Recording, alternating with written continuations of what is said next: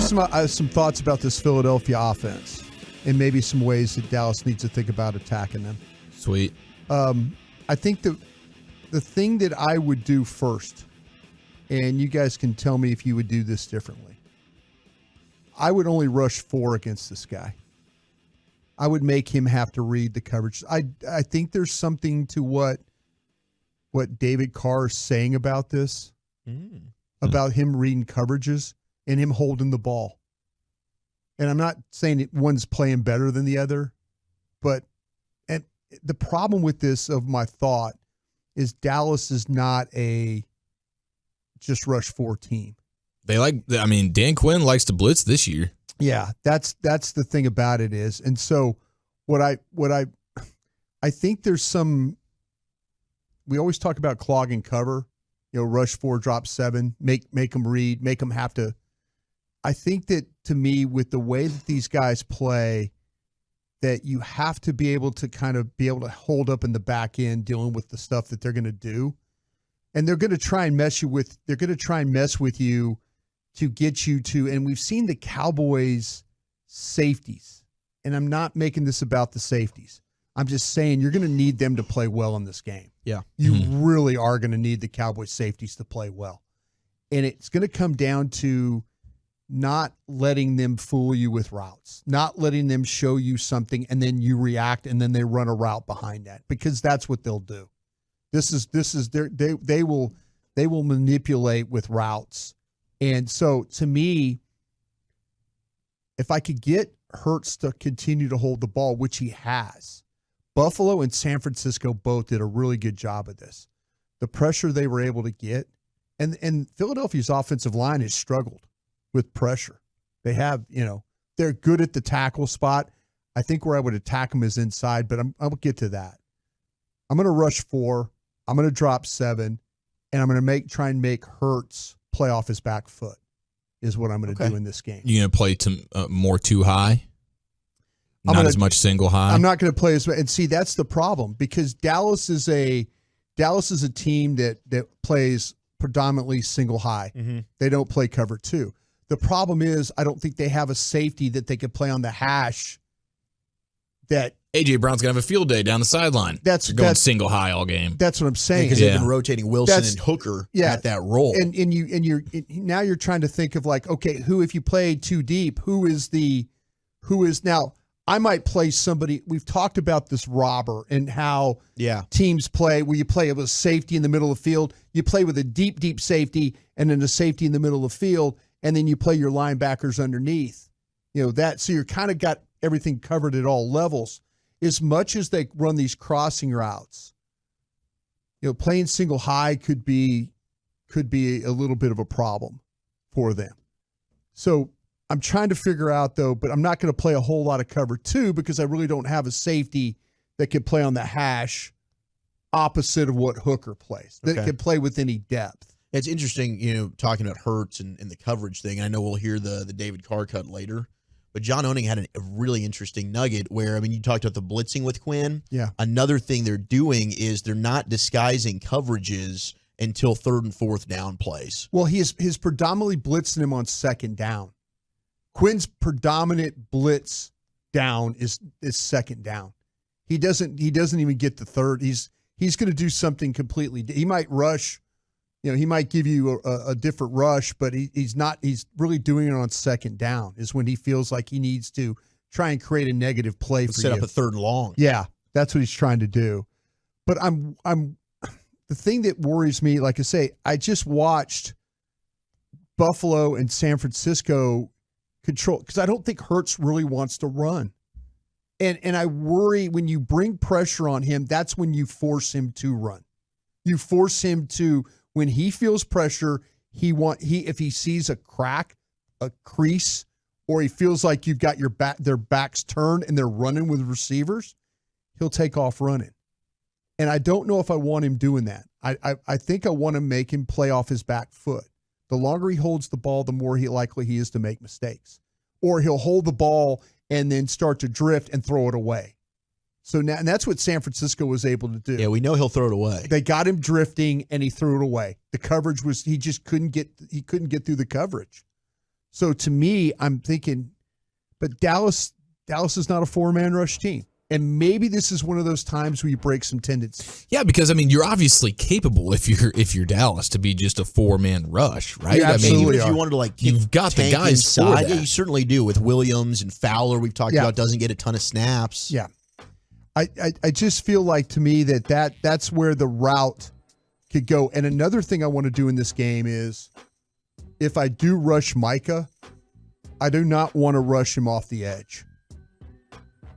I'm going after Kelsey, and I'm going after the inside players here. I'm going after the Kelsey and the 2 guards in this game. I am not going back and watching Micah rush against those 2 tackles. I felt like that it's not beneficial to Micah. Try and line him up one-on-one with Cam Jerkins or Kelsey at center. Mm-hmm. We've seen that Kelsey's become a one-shot blocker. And I mean one shot, like he punches, snap, punch, and then he's kind of disengaged and doesn't really hold on to his guys. So I'm thinking about Micah, just the one-on-one, him through the middle of this Philadelphia defense. I think that's the quickest way to affect. And that is something the Cowboys do a lot of. That is something they do a lot. And especially if they know that there's a center. And maybe what you could do is you find a way to cover the 2 guards.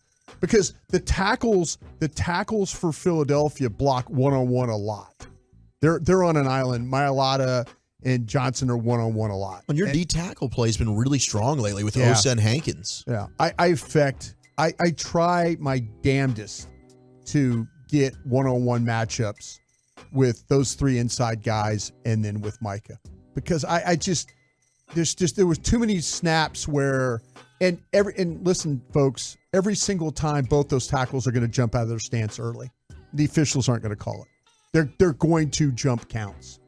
That's just have the way been for years now. They're just the way they play. And the officials, the league, they've allowed them to do that. And so to me, it's nothing you can't complain about. But if they're jumping snaps, that's putting your edges at a huge disadvantage. Maybe that's what Goodell should do. One of these is going away, the tush push, or your guys being, false starting every play. It'll be the tush. You only get to choose one. I'm more worried about Smith than I am Brown in this game. Devontae Smith? I wonder which corner you'd want on which receiver, because we saw the adjustment with Gilmore starting to travel with Metcalf after Bland was having issues. Right. The size will be a problem again. But I feel like, though, to me, that Smith is the one that when you watch Hurts play, when it gets to the crucial time, that's the direction he's going to go. And I worry about them getting Dallas Goedert back too, because their tight ends have done absolutely nothing while he's been out. Nothing. Made a huge play against you the first one. Yeah, he's made the corner route he made, and then the play where he got his arm broke. Yeah, but they've had their screen game has been Gainwell and the wide receivers. Now you bring him back. It's Goddard's in the screen game. I worry about that. I worry about him delaying and delay block, and then sneaking out into the route. That's something he's going to do. They haven't had that element in their game the last several weeks. They need it, man. They really, really do. And the way that they run the ball, the first time around, Dallas did a really nice job going back and watching all the runs. They did a great job of handling Swift in that game. They didn't let him break out. And what's happening with Swift now is the last couple of weeks, San Francisco and Buffalo, he's bouncing the ball more. He's not running the ball between the tackles. So you got to be ready for this. The ball, if it gets jammed up inside, ball bouncing to the outside. How well you tackle in this game, and I know tackling is a huge part of this game, but it's so imperative when you're playing this team right here. Because their run after catch is what if you look at their total yards, half of their total yards of the season passing yards is yak. Well, because a lot of that's with their screen game. A.J. Brown with the ball in his hands is absolutely dynamite. That screen game, it's got me nervous, especially you talk about Goddard coming back. I mean, I saw they did a great job, Seattle, when it came to pre-snap motion. You get Noah Fant over going from the right to the left. Now the Cowboys don't have numbers over on that side. So now you've got 3-on-2, and Philadelphia can get them in some bad matchups with that. They'll put 4 men to one side and run a screen. And trust me, every time that 14 is lined up wide outside, expect the ball to go to him.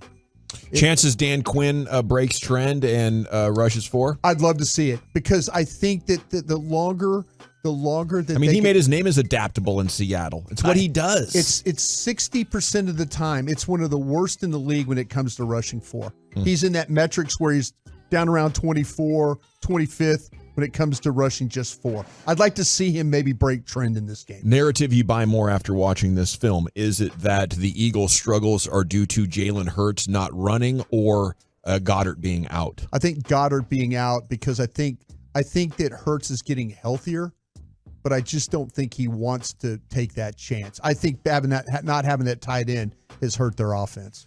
What you need to know about this Philadelphia Eagle defense. This game is actually going to come down to Terrence Steele, is where this game is going to come down to. Well, that's not making me feel good.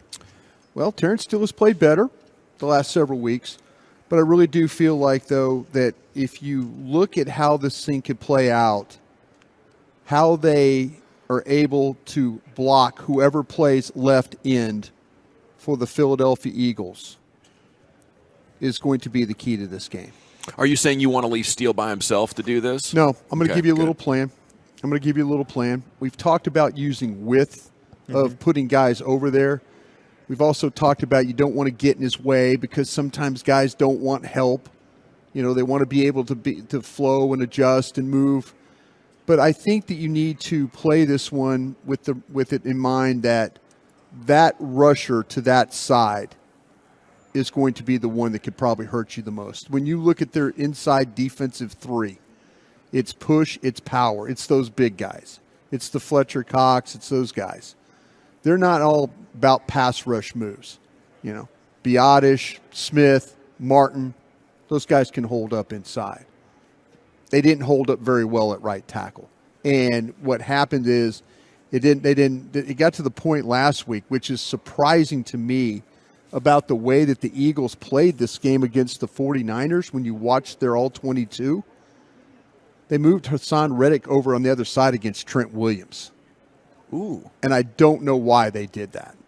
But if you go and watch the Cowboy game from Week 9, Reddick played, Brandon Graham, those guys were all left edge rushers, right side for your offense. So I wonder if they're trying to I wonder what they're trying to do here. I don't know what their plan is because I have yet to see Hassan Reddick play as that right defensive end. And I don't know if they want to put him over there against Tyron Smith. I don't think they do. I think when they look at the Cowboys on tape, they have to say the guy that we need to attack. But you know what? They might be planning something in a way that Dallas is not going to play with Steele one-on-one this game. This might be their adjustment to get him away from having to deal with some double team stuff. Like, let's take our chances with Tyron Smith. We know that could be one-on-one. But if he plays against Steele, they're probably thinking that they're going to get help over there. Oh, yeah. So, chips, spacing, tight end, everybody over to that side. So maybe this is one of those preemptive strikes that, like, okay, we're going to show you that we're putting Reddick on the other side over here. Because to me, that going against Trent that's wasted.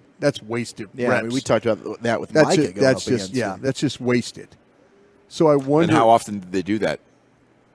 I've watched a lot of their tape over the years. That's the first time I've ever seen him put him over on that right side. But during that individual game, was it constant? It was not just 1 or 2 snaps. It was like 10, 12 snaps. So they're trying to make you guess a little bit. I think so. But they also have to realize, I think they're realizing that they're going to they think that Dallas is maybe going to help Steele in this football game. That would be my guess. Yeah. That they're concerned about that. Like, we might lose our best because he is in my opinion, he's their best pass rusher. You got the ball, and you're kind of moving it. Some plays, some penalties, but he is getting destroyed. You're getting to the red zone, he's getting destroyed. You're at the 5-yard line, you can go win the game, he's getting destroyed. Like, I feel like when the game is on the line, if you don't help him, Dak is going to be deciding, should I throw it away, take a sack, or throw a YOLO ball? Those are going to be your options when it all comes down to it if the Cowboys do not help Terrence Steele. And I just hope they don't think that, like, the last weeks are a reason to believe he can handle it now. Sometimes coaches do. Yeah. Sometimes they do. Oh, he's better now. We can trust him. They don't want to get in his way, like I mentioned. So I have a feeling that you're going to see some stuff happening on that right side for the Cowboys. He's been a liability against great defensive lines his entire career. And if it loses you this game, that's fine. Yeah, that'll be fine. It'll just be the 5 seed, and let's see what happens. But hopefully, eventually, they have a great plan for this. Yep. I think it should involve the draft, but they sound like they believe in him a lot. Nicholas Morrow is a liability at linebacker for these guys. Number 41. Christian Elias started the game last week. Him and Morrow started. Is that the guy that cut? They cut him Wednesday. Okay. So they cut him to get Shaq Leonard on. We'll see how much Shaq Leonard plays in this game. I think they cut the wrong guy. Morrow was worse than Elias in this game, in my opinion. So if you're looking at for someone to attack, if you're the Dallas Cowboys, linebacker number 41 on the field, their secondary, watching them on tape, Darius Slay is going to travel in this game.